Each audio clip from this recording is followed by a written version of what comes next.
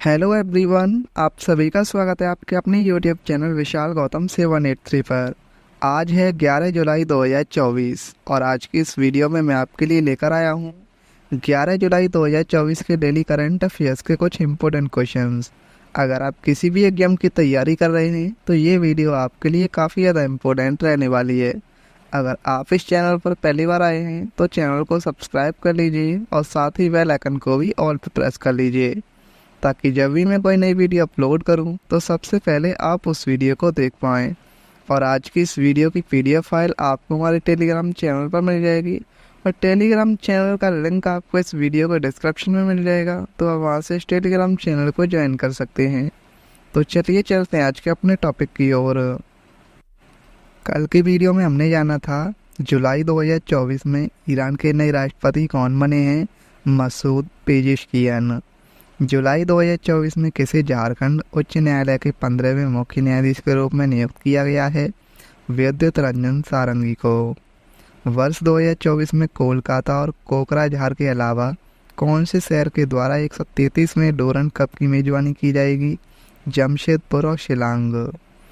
एशियाई विकास बैंक ने भारत के किस राज्य में 400 मेगावाट और ऊर्जा संयंत्र के निर्माण के लिए ऋण समझौते पर हस्ताक्षर किए हैं। गुजरात ने।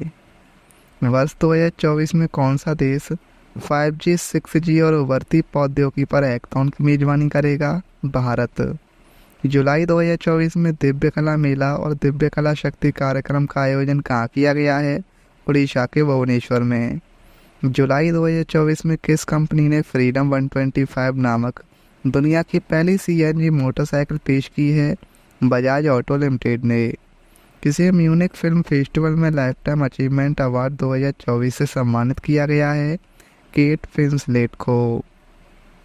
किसे फिर से भारतीय जीवन बीमा निगम यानी LIC का MD एंड CEO नियुक्त किया गया है। सिद्धार्थ मोहंती को।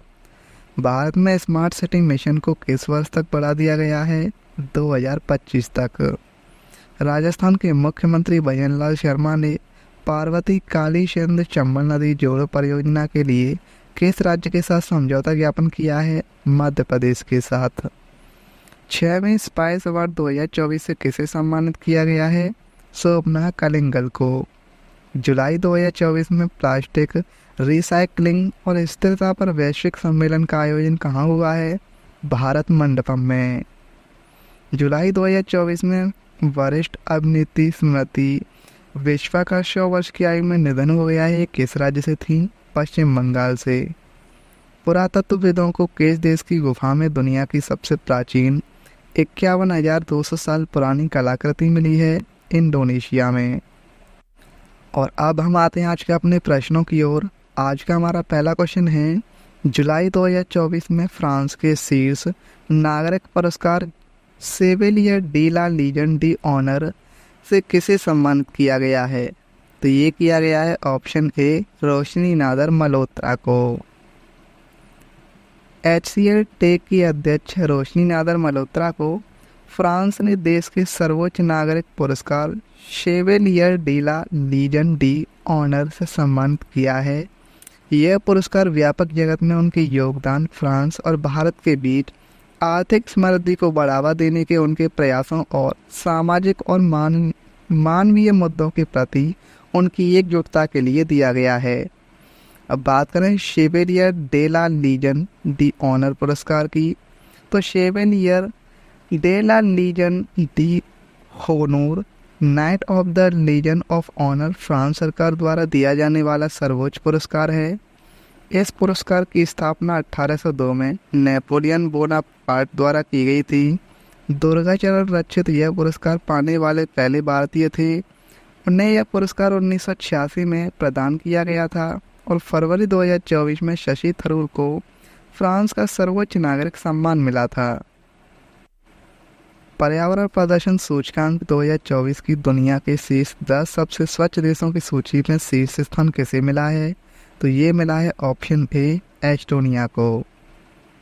पर्यावरण प्रदर्शन सूचकांक 2024 के अनुसार एस्टोनिया 2024 में 75.3 के प्रभावशाली स्कोर के साथ दुनिया का सबसे स्वच्छ देश है। पर्यावरण प्रदर्शन सूचकांक पर्यावरण स्थिरता सूचकांक से विकसित होकर किसी राज्य की पर्यावरण नीतियों की प्रभावशीलता को मापता है। और ईपीआई को विश्व आर्थिक मंच, येल और कोलंबिया विश्वविद्यालयों द्वारा वैश्विक संस्थानों के सहयोग से विकसित किया गया है और भारत 176वें स्थान पर है। विश्व किस्वाहिली भाषा दिवस 2024 कब मनाया गया है? सही आंसर है ऑप्शन ए 7 जुलाई को। विश्व किस्वाहिली भाषा दिवस प्रतिवर्ष 7 जुलाई को दुनिया भर में मनाया जाता है। किस्वाहिली अफ्रीका में सबसे व्यापक रूप से बोली जाने वाली भाषा है और वर्ष 2024 की थीम है किस्वाहिली शांति की शिक्षा और संस्कृति। यूनेस्को द्वारा पहली बार 2022 में 7 जुलाई को किस्वाहिली भाषा दिवस के रूप में मनाया गया था। वर्ष 2024 में क्वाड सहयोगियों के साथ मालाबार अभ्यास का 28वां संस्करण किस देश द्वारा आयोजित किया जाएगा? सही आंसर है ऑप्शन ए भारत द्वारा। 12 अक्टूबर 2024 में बंगाल की खाड़ी में संयुक्त राज्य अमेरिका, जापान और ऑस्ट्रेलिया के साथ प्रतिष्ठित मालाबार नौसेना अभ्यास की मेजबानी करेगा। यह अभ्यास दक्षिण चीन सागर में चीन की आक्रामक गतिविधियों और हिंद महासागर क्षेत्र में उनके बढ़ते प्रभाव के कारण बढ़ते क्षेत्रीय तनाव के बीच हो रहा है और अभ्यास का 28वां संस्करण उन्नत पनडुब्बी रोधी युद्ध पर केंद्रित होगा और इसका उद्देश्य चारों देशों के बीच सैन्य अंतर संचालन को बढ़ाना है। अब बात करें क्वाड समूह की, तो क्वाड समूह को चतुर्भुज सुरक्षा संवाद के रूप में भी जाना जाता है। यह एक अनौपचारिक रणनीतिक मंच है जिसमें भारत, जापान, ऑस्ट्रेलिया और संयुक्त राज्य अमेरिका शामिल हैं और इसका उद्देश्य भारत प्रशांत क्षेत्र में लोकतांत्रिक देशों के हितों की रक्षा करना और वैश्विक चुनौतियों का समाधान करना है। नेक्स्ट क्वेश्चन है, विश्व बौद्धिक संपदा संगठन के अनुसार जनरेटिव आर्टिफिशियल इंटेलिजेंस की पेटेंट अर्जियां दर्ज कराने में दुनिया का शीर्ष देश कौन सा है? तो सही आंसर इस क्वेश्चन का ऑप्शन बी चीन। विश्व बौद्धिक संपदा संगठन के अनुसार चीन ने 2014 और 2023 के बीच जनरेटिव एआई तकनीकों के लिए 38,210 पेटेंट जमा किए हैं और इसके अलावा अमेरिका ने इसी समय सीमा के दौरान 6,276 दायर किए हैं। अब बात करें जनरेटिव एआई की, तो जनरेटिव एआई की मदद से लोग टेक्स्ट, तस्वीरें, संगीत और कंप्यूटर कोड जैसी सामग्री बना सकते हैं। इसमें चैट जीपीटी, गूगल, जेमिनी और बाइडू के ERNIE जैसे चैट बॉट्स भी शामिल हैं जो औद्योगिक उपभोक्ता उत्पाद हैं। विश्व बौद्धिक संपदा संगठन की अगर हम बात करें तो इसकी स्थापना 14 जुलाई 1967 में हुई थी। मुख्यालय जिनेवा, स्विट्जरलैंड में है। सदस्यताएं 193 सदस्य देश हैं और महानिदेशक हैं डैरेन टैंग। इसे वर्ष 2024 के सर्वश्रेष्ठ कृषि राज्य पुरस्कार से सम्मानित किया गया है। सही आंसर है इसका ऑप्शन ए महाराष्ट्र। 15वें कृषि नेतृत्व पुरस्कार समिति ने 2024 के लिए महाराष्ट्र को सर्वश्रेष्ठ कृषि राज्य पुरस्कार के लिए चुना है और इस समिति के अध्यक्ष भारत के पूर्व मुख्य न्यायाधीश और केरल के राज्यपाल पी सदाशिवम हैं। महाराष्ट्र के मुख्यमंत्री एकनाथ शिंदे ने नई दिल्ली में एक समारोह आयोजित कर यह पुरस्कार प्राप्त किया है। महाराष्ट्र को अपने नई कृषि और ग्रामीण पहल के लिए इस पुरस्कार से सम्मानित किया गया है। महाराष्ट्र सरकार ने 21 लाख हेक्टेयर कृषि क्षेत्र को कवर करने वाला देश का सबसे बड़ा बांस मिशन शुरू किया है। बात करें सर्वश्रेष्ठ कृषि राज्य पुरस्कार की, इस पुरस्कार की स्थापना 2008 में एग्रीकल्चरल टुडे पत्रिका द्वारा की गई थी। यह पुरस्कार विभिन्न सरकारों, व्यक्तियों और संगठनों के योगदान का सम्मान करता है जो कृषि में अनुकरणीय नेतृत्व का प्रदर्शन करता है। किन भारतीय बैडमिंटन खिलाड़ियों ने तीसरे BWF Saint Denis Reunion Open 2024 में पुरुष और महिला एकल का खिताब जीता है? तो ये जीता है थारुण मन्नेपल्ली ने और तस्नीम मीर ने। तो इस क्वेश्चन का सही आंसर हो जाएगा ऑप्शन सी, ए और बी दोनों। भारतीय बैडमिंटन खिलाड़ियों ने सेंट डेनिस रीयूनियन ओपन 2024 में दोनों पुरुष और महिला एकल खिताब जीते हैं। यह प्रतियोगिता पश्चिमी हिंद महासागर में फ्रांसीसी विदेशी विभाग रीयूनियन की राजधानी सेंट डेनिस में 3 से 7 जुलाई तक आयोजित की गई थी। विश्व में 75वें नंबर की महिला बैडमिंटन एकल खिलाड़ी गुजरात की तस्नीम मीर ने भारत की ही रक्षिता श्री को फाइनल में से हराकर एकल खिताब जीता है। थारुन मन्नेपल्ली ने फाइनल में जापान के युदाई ओकीमोटो को हराया है। अब हम बात करें बैडमिंटन विश्व महासंघ यानी BWF की स्थापना इसकी 1934 में हुई। मुख्यालय इसका कुआलालंपुर मलेशिया में है। अध्यक्ष हैं पॉल एरिक हायर लार्सन और सदस्य देश हैं 201 सदस्य संघ। जुलाई 2024 में इलेक्ट्रिक साइकिलों के माध्यम से ग्रामीण उद्यमियों के लिए टिकाऊ परिवहन पहल किसके द्वारा शुरू की गई है? सही आंसर है इसका ऑप्शन ए ग्रामीण विकास मंत्रालय और option B convergence energy services limited. तो इस क्वेश्चन का सही आंसर हो जाएगा ऑप्शन सी, ए और बी दोनों।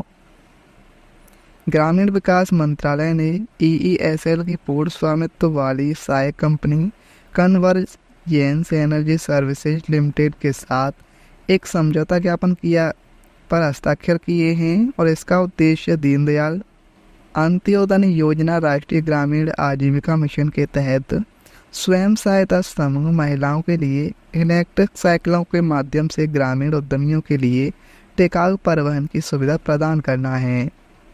हम बात करें हिस्ट्री का उद्देश्य तो ग्रामीण अर्थव्यवस्था को सशक्त बनाना है तथा ग्रामीण महिलाओं को इलेक्ट्रिक साइकिलों की शुरुआत के माध्यम से हरित गतिशीलता तक पहुंच प्रदान करना है। भारतीय रिजर्व बैंक के आंकड़ों के अनुसार वित्त वर्ष 2024 में भारत में रोजगार अंतरिम रूप से कितना बढ़ा है? सही आंसर है इसका ऑप्शन सी 6%। भारत के केंद्रीय बैंक RBI ने घोषणा की है कि देश में रोजगार सृजन में जबरदस्त वृद्धि हुई है, जिससे मार्च में समाप्त होने वाले वित्तीय वर्ष में 46.7 मिलियन नई नौकरियां जुड़ी हैं और भारतीय रिजर्व बैंक के आंकड़ों के अनुसार यह पिछले वर्षों की तुलना में उल्लेखनीय वृद्धि है। 2023-24 के लिए रोजगार वृद्धि दर 6% है, जो पिछले वित्तीय वर्ष में 3.2% थी।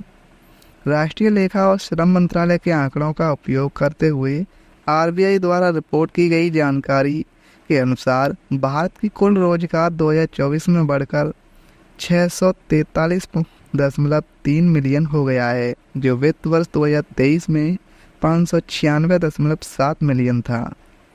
RBI की स्थापना 1 अप्रैल 1935 को हुई थी। मुख्यालय मुंबई महाराष्ट्र में है। गवर्नर है शक्तिकांत दास और डिप्टी गवर्नर हैं 4 M राजेश्वर राव, स्वामीनाथन जे, TV रविशंकर और doctor MD Patra. Next question है जुलाई 2024 में कौन हरियाणा के मुख्य निर्वाचक अधिकारी नियुक्त हुए हैं? सही आंसर है ऑप्शन बी पंकज अग्रवाल। हरियाणा में अक्टूबर में होने वाले विधानसभा चुनाव के लिए पंकज अग्रवाल को हरियाणा के मुख्य निर्वाचन अधिकारी नियुक्त किया गया है। 2000 बैच के IAS अधिकारी पंकज अग्रवाल को निर्वाचन विभाग के आयुक्त और सचिव पद की भी जिम्मेदारी सौंपी गई है। हरियाणा की राजधानी चंडीगढ़ है। मुख्यमंत्री हैं नायब सिंह सैनी और राज्यपाल हैं बंडारू दत्तात्रेय। किसने भुवनेश्वर में स्थायित्व के लिए जीवन शैली अभियान का शुभारंभ किया है? सही आंसर है ऑप्शन ए राष्ट्रपति द्रौपदी मुर्मू। मुर्मू ने भुवनेश्वर के निकट हरदमदा गांव के ब्रह्मा कुमारी के दिव्य रिट्रीट सेंटर का उद्घाटन किया है और स्थायित्व के लिए जीवन शैली अभियान की शुरुआत की है। इसके अंतर्गत उन्होंने लोगों से प्राकृतिक संसाधनों का कम से कम उपयोग करने की अपील की, क्योंकि उनकी उपलब्धता सीमित है। इस अभियान का उद्देश्य देश के अलग अलग हिस्सों में जाकर लोगों, खासकर ग्रामीण लोगों को पर्यावरण के बारे में जागरूक करना है।